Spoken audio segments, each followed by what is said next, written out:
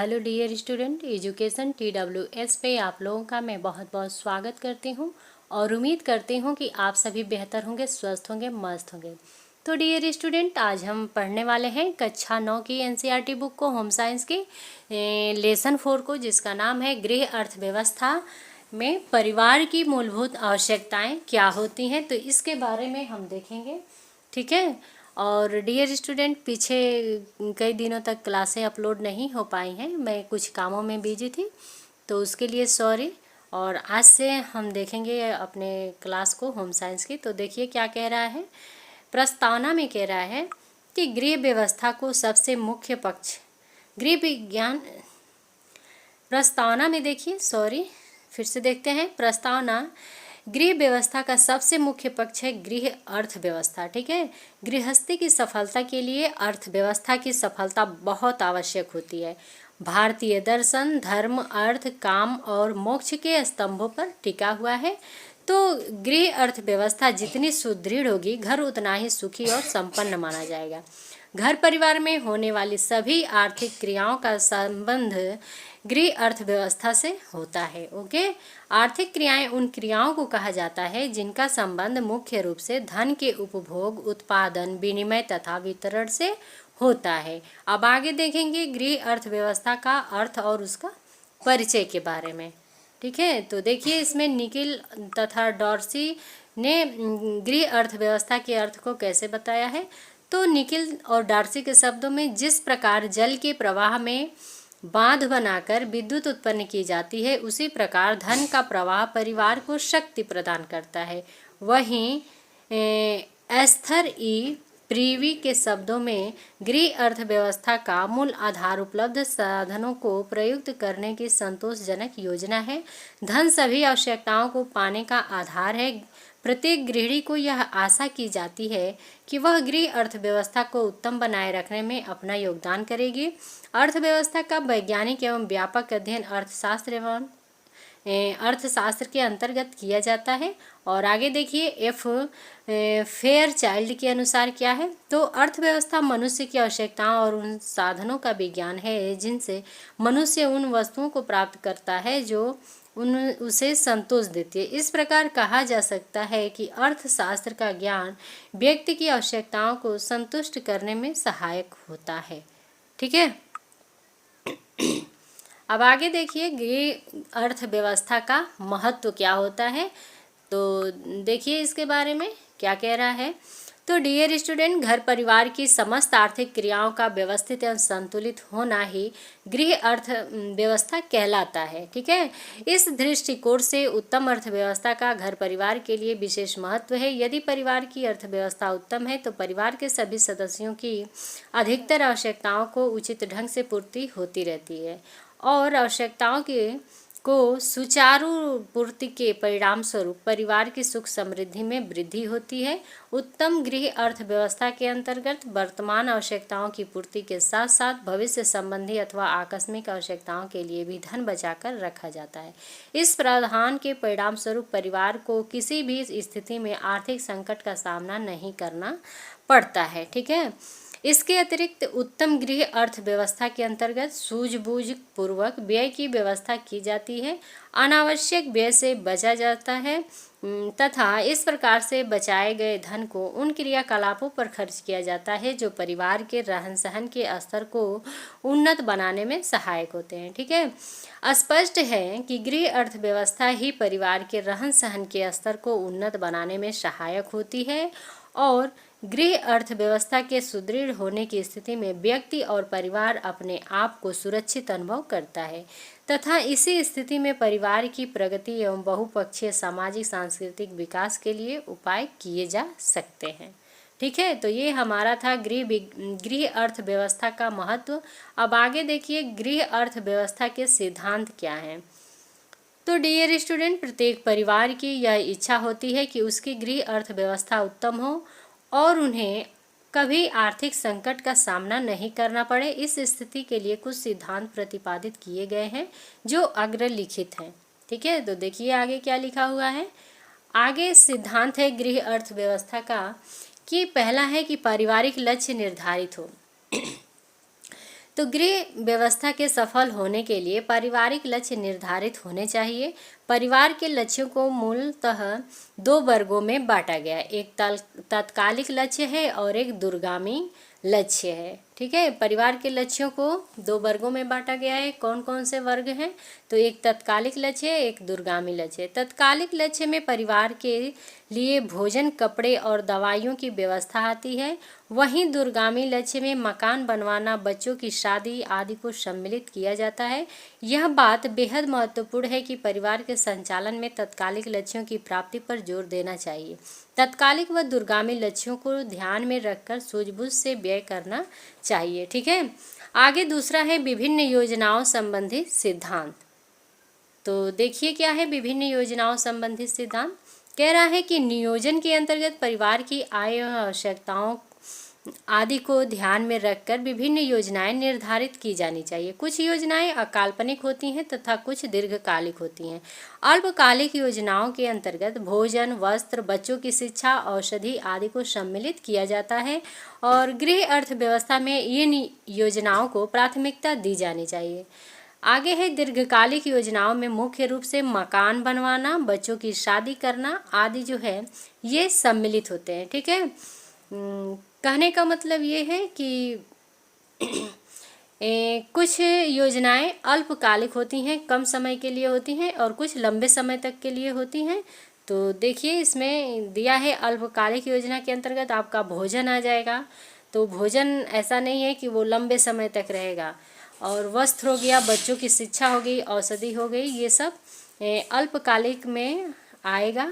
और दीर्घकालिक में जो है बच्चों की शादी, मकान बनवाना, ये जो हैं ये दीर्घकालिक में आते हैं। तो इनमें तत्काल व्यय तो नहीं करना पड़ता है, परंतु इन योजनाओं के लिए गृह अर्थव्यवस्था में बचत की समुचित व्यवस्था करनी पड़ती है तथा की गई बचत का समुचित विनियोग आवश्यक होता है। ठीक है, अब आगे है आय के विश्लेषण का सिद्धांत। तो देखिए इसमें क्या कह रहा है, आय के विश्लेषण का सिद्धांत में इसके अनुसार गृह अर्थव्यवस्था के निर्धारण एवं नियोजन के लिए पारिवारिक आय का समुचित विश्लेषण किया जाना चाहिए। इस विश्लेषण के अंतर्गत परिवार की वर्तमान आय का अध्ययन करने के अतिरिक्त भविष्य में संभावित पारिवारिक आय पर विचार करना भी आवश्यक होता है। यह विचार कम अवधि तथा दीर्घ अवधि के संदर्भ में किया जाना चाहिए। इसी प्रकार परिवार के अन्य सदस्यों द्वारा धनोपार्जन की संभावनाओं को ध्यान में रखकर भी गृह अर्थव्यवस्था पर विचार किया जा सकता है। आगे है परिवार के सदस्यों की संतुष्टि का सिद्धांत। तो इस उद्देश्य की प्राप्ति के लिए परिवार के विभिन्न सदस्यों की प्राथमिक आवश्यकताओं की पूर्ति आवश्यक होती है। जैसे यदि कोई सदस्य सामान्य रूप से बीमार रहता है तो उसके लिए औषधि और अनुकूल आहार की आवश्यकता, तथा यदि कोई सदस्य उच्च यानी अधिक शिक्षा प्राप्त करना चाह रहा है तो उसकी शिक्षा संबंधी आवश्यकताओं को प्राथमिकता दी जानी चाहिए। आगे पांचवा सिद्धांत है कि भविष्य सुरक्षा संबंधी सिद्धांत के बारे में देखिए। तो प्रत्येक विचारशील व्यक्ति अपने तथा अपने परिवार के सदस्यों के भविष्य के विषय में चिंतित रहता है। इसके लिए भी गृह अर्थव्यवस्था में कुछ प्रावधान बनाए जाने चाहिए। इसके लिए बीमा योजना, भविष्य निधि योजना तथा अन्य बचत का प्रावधान रखना चाहिए। जिस परिवार में भविष्य की सुरक्षा संबंधी योजनाओं को समुचित स्थान दिया जाता है वही परिवार सुखी रहता है। ठीक है, अब आगे देखिए गृह अर्थव्यवस्था को प्रभावित करने वाले कारक कौन कौन से हैं। तो पारिवारिक जीवन में गृह अर्थव्यवस्था का अत्यधिक महत्व है। व्यक्ति एवं परिवार दोनों ही क्या है, दोनों ही के जीवन को सुखी एवं संतोषजनक बनाने में सर्वाधिक महत्वपूर्ण भूमिका गृह अर्थव्यवस्था द्वारा निभाई जाती है। ठीक है, गृह अर्थव्यवस्था को प्रभावित करने वाले जो मुख्य कारक हैं उनको देखिए। तो पहला है पारिवारिक आय का संतोषजनक होना। कह रहा है कि संपूर्ण अर्थव्यवस्था मूल रूप से पारिवारिक आय पर ही निर्भर करती है। गृह अर्थव्यवस्था को सुचारू रूप से बनाए रखने के लिए समुचित पारिवारिक आय का होना बहुत आवश्यक होता है। पारिवारिक आय की कोई सीमा निर्धारित नहीं की जा सकती, परंतु यह आवश्यक हो जाता है कि यदि परिवार के आकार एवं आवश्यकताओं की तुलना में परिवार की आय बहुत कम हो तो निश्चित रूप से गृह अर्थव्यवस्था बिगड़ जाती है। दूसरा देखिए पारिवारिक आय व्यय का नियोजन। ठीक है, तो इसमें है केवल आय के पर्याप्त होने से ही गृह अर्थव्यवस्था उत्तम या सफल नहीं बन जाती। वास्तव में पारिवारिक आय के अनुकूल ही पारिवारिक व्यय का नियोजन आवश्यक है। यदि आय की तुलना में व्यय अधिक हो तो निश्चित रूप से गृह अर्थव्यवस्था बिगड़ जाती है। ठीक है, ऐसा नहीं होना चाहिए कि आय कम हो और व्यय अधिक हो। जितनी आपकी आय है उसी के हिसाब से व्यय भी करना चाहिए, जिससे हमारा जो गृह व्यवस्था में अर्थव्यवस्था का जो संतुलन है वो अच्छे से बना रहे।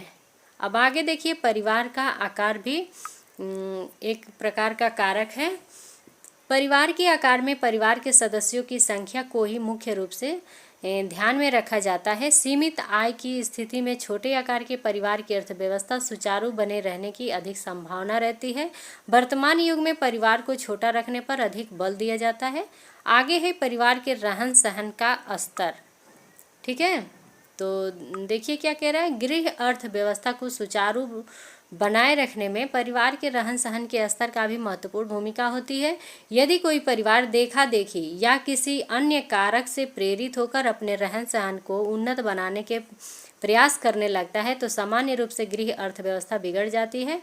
वास्तव में रहन सहन के स्तर को पारिवारिक आय के अनुरूप ही रखना चाहिए। इसके लिए विशेष सूझबूझ की आवश्यकता होती है। आगे है गृहिणी की सूझबूझ एवं कुशलता।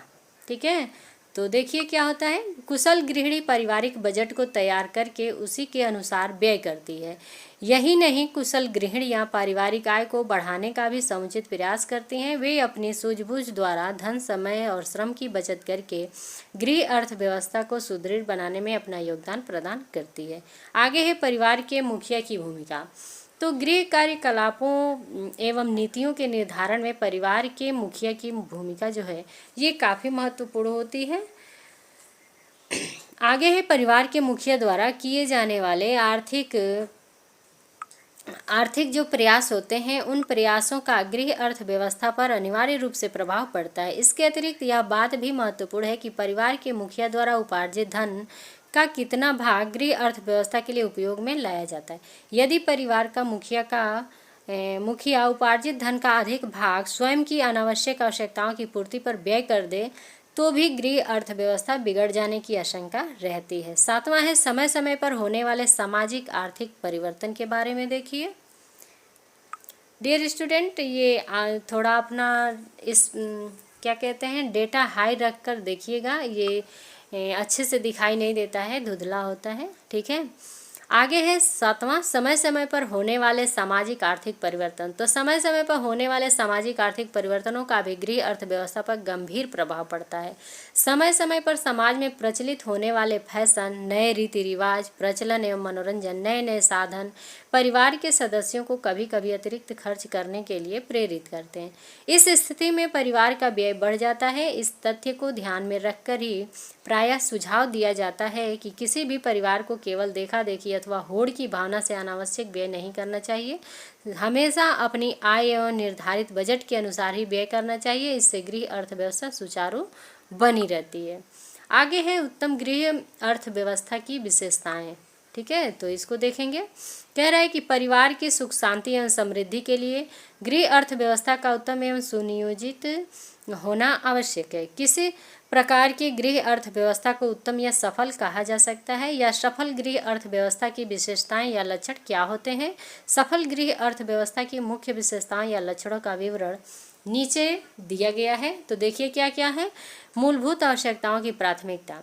तो व्यक्ति एवं परिवार की आवश्यकताएं जो होती हैं वो काफ़ी अनंत होती हैं, परंतु कुछ आवश्यकताएं अनिवार्य रूप से होती हैं जिन्हें हम मूलभूत या मौलिक आवश्यकताएं कह सकते हैं। तो इस वर्ग की मुख्य आवश्यकताएं हैं जैसे रोटी, कपड़ा और मकान। जिस परिवार की अर्थव्यवस्था में मूलभूत आवश्यकताओं को प्राथमिकता दी जाती है तथा उनकी उस समुचित ढंग से पूर्ति होती रहती है तो उस अर्थव्यवस्था को सफल गृह अर्थव्यवस्था कहा जाएगा। अतः यह कहा जा सकता है कि मूलभूत आवश्यकताओं को प्राथमिकता देना सफल गृह अर्थव्यवस्था की एक तरह की विशेषता है। आगे देखिए विभिन्न आवश्यकताओं में समन्वय। तो परिवार की मूलभूत आवश्यकताओं को प्राथमिकता दी जाती है। मूलभूत आवश्यकताओं के अतिरिक्त अन्य आवश्यकताओं को भी उचित ढंग से पूरा करने का प्रयास किया जाना चाहिए। परिवार के विभिन्न आवश्यकताओं को संतुलित ढंग से पूरा करना भी सफल गृह अर्थव्यवस्था की एक विशेषता मानी जाती है। आगे है तीसरा कि आवश्यकताओं की प्राथमिकता को निर्धारित करना। तो डियर स्टूडेंट, यह सत्य है कि कोई भी परिवार समस्त आवश्यकताओं को पूरा नहीं कर सकता, क्योंकि आवश्यकताएं जो होती हैं वो अनंत होती हैं। जिस परिवार में आवश्यकताओं की प्राथमिकता को निर्धारित किया जाता है तथा उसी के आधार पर समुचित व्यय किया जाता है, उस परिवार की अर्थव्यवस्था को सफल माना जाता है। ठीक है, आगे है इसके विपरीत, जिन परिवारों में आवश्यकताओं की प्राथमिकता को निर्धारित किए बिना, उनको ध्यान में रखे बिना ही व्यय किया जाता है, उनकी अर्थव्यवस्था को दोषपूर्ण तथा असफल माना जाता है। आगे है आय के अनुसार व्यय का निर्धारण। तो प्रत्येक आवश्यकता की पूर्ति के लिए धन की आवश्यकता होती है, परंतु धन सीमित होता है, अतः व्यय करने के लिए पारिवारिक आय को ध्यान में रखना आवश्यक होता है। यदि आय से अधिक व्यय कर दिया जाए तो निश्चित रूप से परिवार को आर्थिक संकट का सामना करना पड़ सकता है। पांचवा है बचत की व्यवस्था करना। ठीक है, तो इसमें है कि गृह अर्थव्यवस्था के अंतर्गत परिवार की आवश्यकताओं की पूर्ति को सर्वाधिक महत्व दिया जाता है।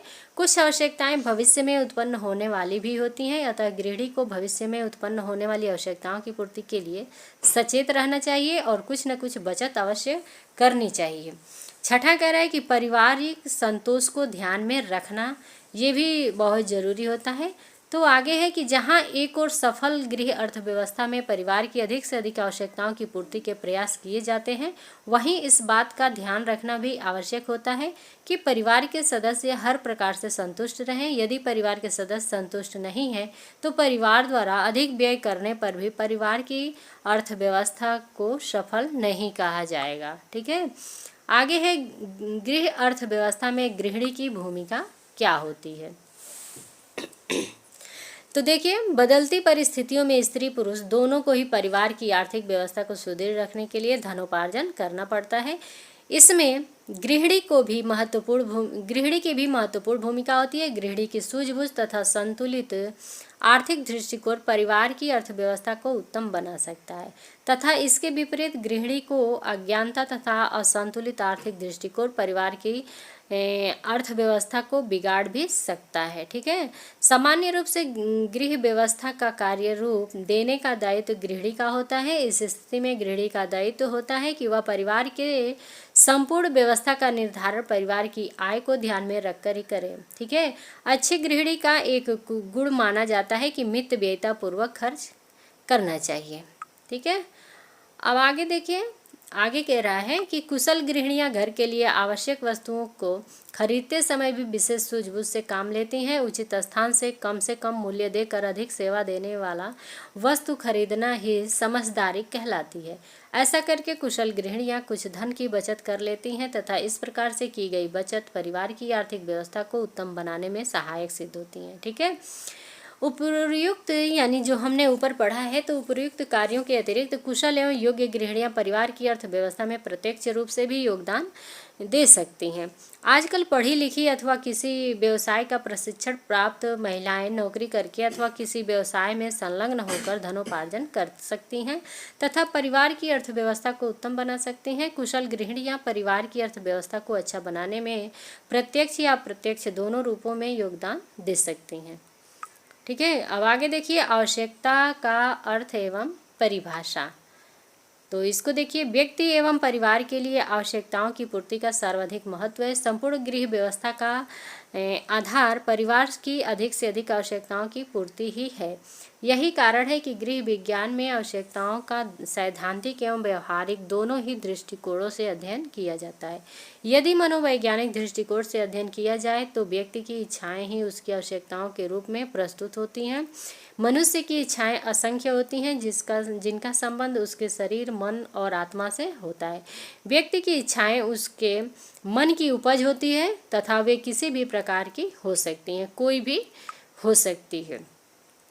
ठीक है, वास्तव में केवल उन इच्छाओं को ही आवश्यकता के रूप में स्वीकार किया जा सकता है जो व्यक्ति के उपलब्ध साधनों के अनुकूल होती है।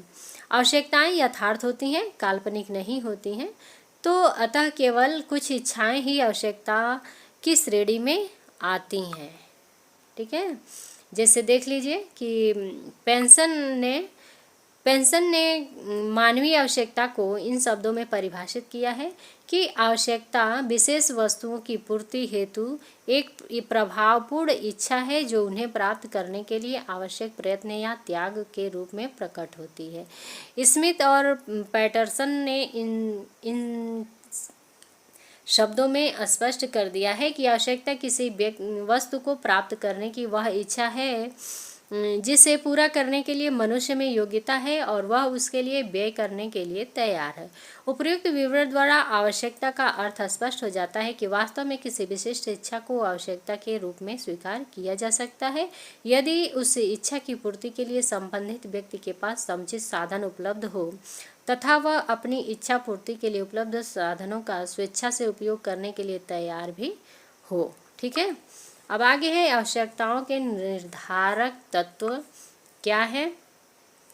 तो डियर स्टूडेंट, मानवीय आवश्यकताएं सापेक्ष होती हैं तथा अलग अलग व्यक्तियों की आवश्यकताएं भी अलग अलग होती हैं। इसका मुख्य कारण यह है कि मानवीय आवश्यकताओं को प्रभावित करने वाले अनेक कारक होते हैं और ये कारक व्यक्तियों में भिन्न भिन्न प्रकार से सक्रिय होते हैं। इस प्रकार के मुख्य कारकों का संक्षिप्त परिचय नीचे दिया है। जैसे देखिए, पहला है आर्थिक कारक। तो वास्तव में आर्थिक कारक वह साधन है जो इच्छा को आवश्यकता के रूप में स्थापित करने में महत्वपूर्ण भूमिका निभाता है। प्रत्येक इच्छा की पूर्ति के लिए अनिवार्य साधन के रूप में धन अर्थात आर्थिक कारक का विशेष महत्व होता है। यह एक प्रबल कारक है तथा इसके परिणाम स्वरूप आवश्यकताओं के रूप में भी पर्याप्त अंतर आ जाता है। अन्य सभी कारक समान होते हुए भी आर्थिक स्थिति भिन्न होने की दशा में व्यक्ति की आवश्यकताएं भी भिन्न होती हैं। ठीक है, दूसरा देखिए, कह रहा है कि शरीर रचना एवं स्वास्थ्य संबंधी कारक। ठीक है,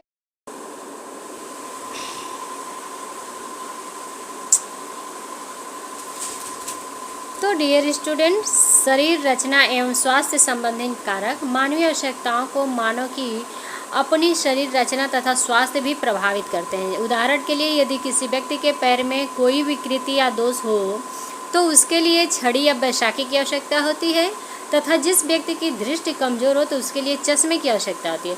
तो इस कारक को ध्यान में रखते हुए कहा जा सकता है कि भिन्न भिन्न व्यक्तियों की आवश्यकताएं भिन्न भिन्न होती है। तो आगे कह रहा है कि व्यक्ति का जीवन के प्रति दृष्टिकोण कैसा होना चाहिए। तो प्रत्येक व्यक्ति का जीवन के प्रति दृष्टिकोण भिन्न होता है। कुछ व्यक्ति भौतिकवादी होते हैं। ऐसे व्यक्ति के लिए भौतिक सुख सुविधा संबंधित आवश्यकताएं अधिक महत्वपूर्ण होती हैं। ऐसा व्यक्ति घर में सुंदर sofa, colour TV, dining table आदि अनिवार्य समझता है। इसके भिन्न एक धार्मिक दृष्टिकोण वाले व्यक्ति के लिए सोफा खरीदने के लिए सोफा की तुलना में तीर्थ यात्रा का महत्व अधिक हो सकता है। ठीक है, अब आगे देखिए, चौथा कह रहा है कि भौगोलिक अथवा क्षेत्रगत कारक मानवीय आवश्यकताओं को प्रभावित तथा निर्धारित करने में भौगोलिक अथवा क्षेत्रगत कारक भी महत्वपूर्ण भूमिका निभाते हैं। जिस क्षेत्र में जैसा भौगोलिक वातावरण होता है उसी के अनुसार अनेक आवश्यकताएं निर्धारित होती हैं। जैसे देखिए, अधिक ठंडे प्रदेश में रहने वाले व्यक्तियों के लिए गर्म कपड़ों की, और जिस क्षेत्र में वर्षा अधिक होती है वहाँ छाता, रेनकोट आदि की अनिवार्यता जो है वो काफ़ी ज़रूरी होता है। अब आगे है आदतों की बाध्यता। तो कुछ आवश्यकताएं व्यक्ति की आदतों द्वारा भी नियंत्रित एवं निर्धारित होती हैं। उदाहरण के लिए, एक व्यक्ति को सुबह समाचार पत्र पढ़ने की आदत होती है। उसकी इस आदत के कारण समाचार पत्र उसकी आवश्यकता बन जाती है। इसी प्रकार अनेक खान-पान संबंधी आदतें भी धीरे धीरे आवश्यकता का रूप ले लेती हैं। नेक्स्ट है हमारा सामाजिक कारक। तो डियर स्टूडेंट, मानवीय आवश्यकताओं को कुछ सामाजिक कारक भी प्रभावित करते हैं। प्रत्येक व्यक्ति को सामाजिक मूल्यों, नियमों, निंदा, प्रशंसा आदि का भी विशेष ध्यान रखना पड़ता है। तो अनेक कार्य सामाजिक प्रचलनों के अनुसार करने पड़ते हैं। ठीक है, अब आगे देखिए, सातवां है प्रचलन एवं रीति रिवाज के बारे में दिया हुआ है। कह रहा है कि सामाजिक प्रचलन एवं रीति रिवाज भी वे कारक होते हैं जो व्यक्ति की अनेक आवश्यकताओं को प्रभावित करते हैं। ठीक है, आज बहुत सी वस्तुएं केवल फैशन के कारण खरीदी जाती हैं। फैशन के प्रभाव से युवक युवतियां एवं महिलाएं बहुत अधिक प्रभावित होती हैं। दिखावा या अनुकरण करना। तो दिखावे की प्रवृत्ति मनुष्य की एक स्वाभाविक प्रवृत्ति है। अच्छी तथा कीमती साड़ियाँ खरीदना, दावतों का आयोजन करना, शादी विवाह के अवसर पर अनेक बार अतिरिक्त व्यय करना आदि केवल दिखावे की प्रबल प्रवृत्ति होने के कारण ही होता है। दिखावे के अतिरिक्त अनुकरण भी एक महत्वपूर्ण कारक है जो हमारी आवश्यकताओं को प्रभावित करता है। अब आगे देखिए आवश्यकताओं के प्रकार क्या क्या। आगे है आवश्यकताओं के प्रकार। तो आवश्यकता की प्रकृति का विश्लेषण करने से यह स्पष्ट हो जाता है कि मानवीय आवश्यकताएं जो होती हैं वो अनंत होती हैं। तो इन आवश्यकताओं को 3 वर्गों में बांटा गया है। एक अनिवार्य आवश्यकता, आरामदायक और विलासात्मक होता है, ठीक है, जो विलासपूर्ण होता है। तो देखिए क्या है, अनिवार्य आवश्यकताओं को पुनः 3 उपवर्गों में बांटा गया है। जीवन रक्षक अनिवार्य आवश्यकताएं, कार्य रक्षक अनिवार्य आवश्यकताएं और प्रतिष्ठा रक्षक अनिवार्य आवश्यकताएं। इसी प्रकार विलासात्मक आवश्यकताओं को भी पुनः 3 उपवर्गों में बांटा गया है। एक हानिकारक विलासात्मक आवश्यकता और एक हानि रहित विलासात्मक आवश्यकता और तीसरा है सुरक्षा संबंधी विलासात्मक आवश्यकताएं। मानवीय आवश्यकताओं के इस विस्तृत वर्गीकरण को तालिका द्वारा भी अग्रवत दर्शाया जा सकता है, ठीक है। तो देखिए क्या है, मानवीय आवश्यकताएं उसमें है अनिवार्य, आरामदायक और विलासात्मक, 3 प्रकार की होती हैं। और अनिवार्य में देखिए क्या क्या होती है। अनिवार्य में जीवन रक्षक, कार्य रक्षात्मक और प्रतिष्ठा रक्षक, ठीक है। अब आगे देखिए विलासिता वाला में क्या दिया है। विलासिता वाला में है हानिकारक और हानि रहित और सुरक्षा संबंधी आवश्यकताएं हैं, ठीक है। तो आगे देखिए अनिवार्य आवश्यकताएं। इस वर्ग में उन मानवीय आवश्यकताओं को स्थान दिया जाता है जो मानव जीवन के लिए अनिवार्य होती है। उन्हें मनुष्य की मौलिक आवश्यकताएं भी कहा जा सकता है। इसकी पूर्ति के अभाव में मनुष्य का जीवन असंभव हो जाता है। अर्थशास्त्र में इन आवश्यकताओं को इन शब्दों में स्पष्ट किया गया है। ये वे आवश्यकताएं हैं जिन्हें पूरा करने के लिए व्यक्ति जो धन व्यय करता है उस धन की तुलना में आवश्यकता पूर्ति से मिलने वाली संतुष्टि जो होती है वो अधिक होती है, ठीक है। जैसे कि भोजन हो गया, वस्त्र हो गया, भोजन, वस्त्र, आवास आदि मनुष्य की अनिवार्य आवश्यकताएं। अनिवार्य आवश्यकताओं को उन गुणों के अनुसार हम उन्हें 3 वर्गों में विभक्त कर सकते हैं। तो पहला देखिए जीवन रक्षक अनिवार्य आवश्यकताएं। तो इस वर्ग में उन अनिवार्य आवश्यकताओं को स्थान दिया जाता है जिनके अभाव में व्यक्ति का जीवन संभव नहीं होता। इन आवश्यकताओं की पूर्ति से जीवन की रक्षा होती है। इस वर्ग में मुख्य रूप से रोटी, कपड़ा, मकान की आवश्यकताओं को स्थान दिया जाता है। कार्य क्षमता रक्षक अनिवार्य आवश्यकताएं। तो इस वर्ग में उन आवश्यकताओं को स्थान दिया जाता है जिनकी पूर्ति से व्यक्ति की उचित कार्य क्षमता बनी रहती है, जैसे केवल भूख मिटाने तथा जीवित रहने के लिए रूखा सूखा तथा अल्प मात्रा में भोजन प्राप्त होना एक ही तरह का क्या होता है, एक ही जीवन रक्षक आवश्यकता होती है। परंतु संतुलित एवं पौष्टिक भोजन प्राप्त होना एक कार्य क्षमता रक्षक अनिवार्य आवश्यकता है, ठीक है। अब आगे देखिए, आगे तीसरा है प्रतिष्ठा रक्षक अनिवार्य आवश्यकता। तो मनुष्य एक सामाजिक प्राणी है। प्रत्येक व्यक्ति की समाज में अपनी एक प्रतिष्ठा होती है। समाज में अपनी प्रतिष्ठा को बनाए रखने के लिए कुछ आवश्यकताओं को पूरा करना अनिवार्य होता है, जैसे घर आए मेहमान का उचित आतिथ्य कर सकने, स्वयं साफ सुथरा वस्त्र धारण कर सकने आदि की आवश्यकता को हम प्रतिष्ठा रक्षक अनिवार्य आवश्यकताएं कहते हैं। आगे है आरामदायक आवश्यकताएं। तो डियर स्टूडेंट, आरामदायक आवश्यकताएं मनुष्य की वे आवश्यकताएं हैं जिनकी पूर्ति के अभाव में मनुष्य के जीवन पर कोई प्रतिकूल प्रभाव नहीं पड़ता, अर्थात जीवन रक्षक के लिए इनकी पूर्ति अनिवार्य नहीं होती है। परंतु इन आवश्यकताओं की पूर्ति हो जाए तो निश्चित रूप से व्यक्ति का जीवन अधिक सुखी एवं सुविधामय हो जाता है। अर्थशास्त्र में इन आवश्यकताओं को इन शब्दों में स्पष्ट किया गया है कि ये वे आवश्यकताएं जिनको पूरा करने में मिलने वाली संतुष्टि व्यय किए गए धन के बराबर या कुछ अधिक होती है, पर कम नहीं होते, जैसे समय, श्रम, बचत करने वाले समस्त घरेलू यंत्र उपकरण परिवार के संदर्भ में आरामदायक आवश्यकताएं ही हैं।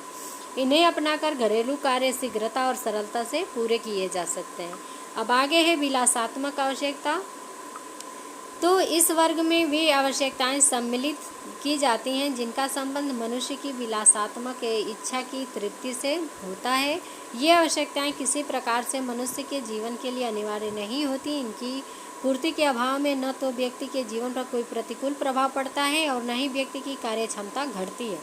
अर्थशास्त्र में इन आवश्यकताओं को इन शब्दों में स्पष्ट किया गया है कि ये वे आवश्यकताएं हैं जिन्हें पूरा करने से मिलने वाली संतुष्टि व्यय किए गए धन की अपेक्षा कम ही होती है। तो विलासात्मक आवश्यकताओं का रूप समय एवं समाज के अनुसार बदलता रहता है। जैसे भारत जैसे विकासशील देश में कार एक विलासात्मक आवश्यकता हो सकती है, जबकि विकसित पश्चिमी देशों में कार को अनिवार्य या आरामदायक आवश्यकता की श्रेणी में ही रखा जाता है। विलासात्मक आवश्यकताएं को हम 3 प्रकार से बांट सकते हैं। वे 3 प्रकार की होती हैं। एक हानि रहित विलासात्मक, एक हानिकारक और एक सुरक्षा संबंधी विलासात्मक। ये इन 3 प्रकार की विलासात्मक आवश्यकताओं का सामान्य परिचय नीचे दिया हुआ है। ये लेसन काफ़ी लेंदी हो गया है, ठीक है, लेकिन पूरा वाच करके जाइएगा, फुल देख कर जाइएगा। तो देखिए हानिकारक विलासात्मक आवश्यकता क्या है। तो इस वर्ग में उन आवश्यकताओं को सम्मिलित किया जाता है जिनकी पूर्ति से किसी प्रकार की शारीरिक, नैतिक, चारित्रिक हानि नहीं होती।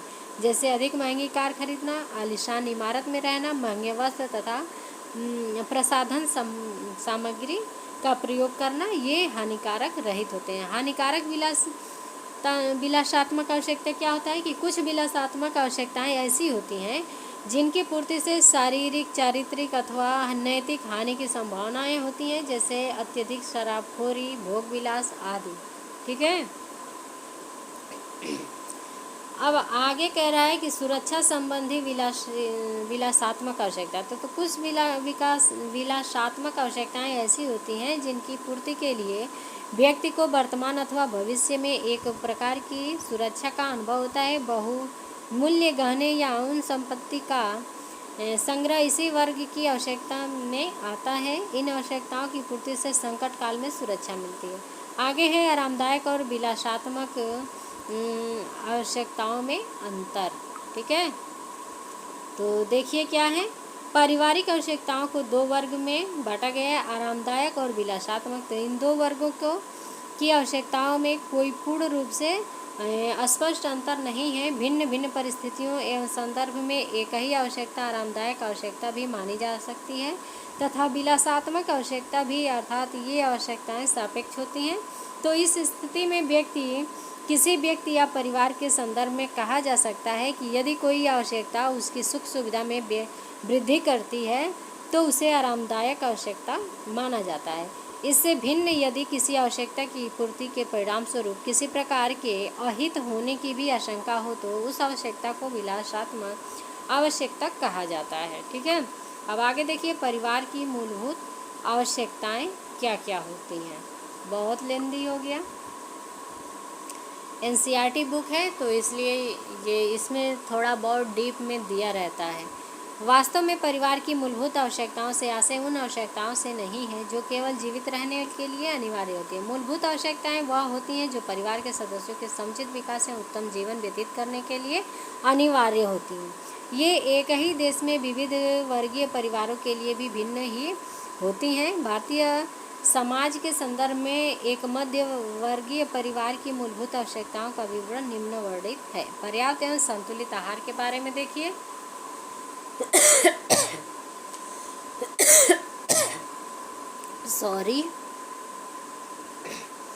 देखिए आगे है पर्याप्त एवं संतुलित आहार। तो भूख को शांत करने के लिए आहार की आवश्यकता होती है। आहार व्यक्ति की मौलिक आवश्यकता है, परंतु सभ्य समाज में पारिवारिक जीवन व्यतीत करने वाले आधुनिक मनुष्य के लिए संतुलित आहार उस मनुष्य के लिए आहार का प्रयोजन पर्याप्त विस्तृत है। अब व्यक्ति के लिए पर्याप्त मात्रा में संतुलित आहार को आवश्यक माना जाता है। संतुलित आहार उस आहार को कहा जाता है जिसमें शरीर को शक्तिशाली रखने के लिए आवश्यक समस्त पोषक तत्व उचित मात्रा एवं अनुपात में सम्मिलित होते हैं। व्यक्ति के मानसिक विकास एवं शारीरिक स्वास्थ्य के लिए संतुलित आहार